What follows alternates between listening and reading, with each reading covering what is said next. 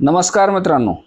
पीक कर्जमाफीची घोषणा करून शासनाने लाखो शेतकऱ्यांना वंचित ठेवले असतानाच विविध नेते, शेतकरी नेते यांनी आंदोलन करूनही त्याकडे पूर्ण दुर्लक्ष करून आपलेच घोडे दामटताना राज्य सरकार दिसत आहे. रोहित पवारांना त्यांच्या दोन्ही आंदोलनावेळी दिलेले आश्वासन पूर्ण न करता फसव्या कर्जमाफीची अंमलबजावणी करण्यासाठी शासन विविध GR काढून माझेच खरे असे दाखवून अंमलबजावणी करण्याचा घाट घातला आहे. आज तुपकर यांनी आंदोलन केले, पण तेही दडपण्याचा डाव सरकारने साधला. अटी शर्तीमध्ये कोणताही बदल करण्याचा विचार सरकार करत नाही असं दिसतंय.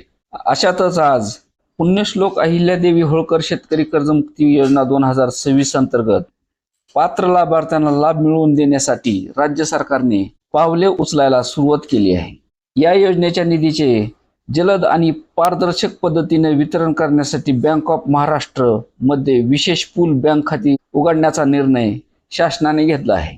या मध्यवर्ती खात्यामध्ये शासनाचा निधी जमा होणार आहे आणि 24 तासाच्या आत तो पात्र शेतकऱ्याच्या वैयक्तिक कर्ज खात्यात वर्ग करणे बँकेला बंधनकारक करण्यात आले असून योजनेची अंमलबजावणी पूर्ण होताच ही विशेष खाती तातडीने बंद करावी या प्रकारचा शासन आदेश म्हणजे GR आज काढलेला आहे.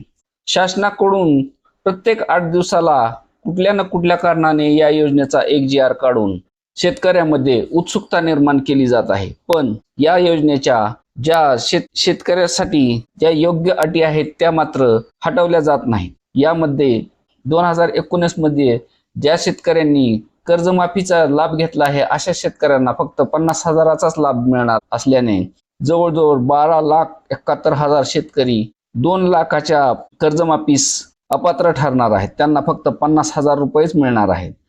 त्याबरोबरच जे शेतकरी नियमित चालू थकबाकीदार आहेत अशा शेतकऱ्यांना सुद्धा 2 लाखाची मदत ही मिळावी अशी ही मागणी केली जात आहे. पण शासन याकडे पूर्ण दुर्लक्ष करत असून त्या मुख्य GR मध्ये कुठलाही बदल केला जात नाही. यासाठी आता रोहित पवार यांनी देखील आणखी एक आंदोलन उभारण्याचे स्पष्ट सांगितले आहे.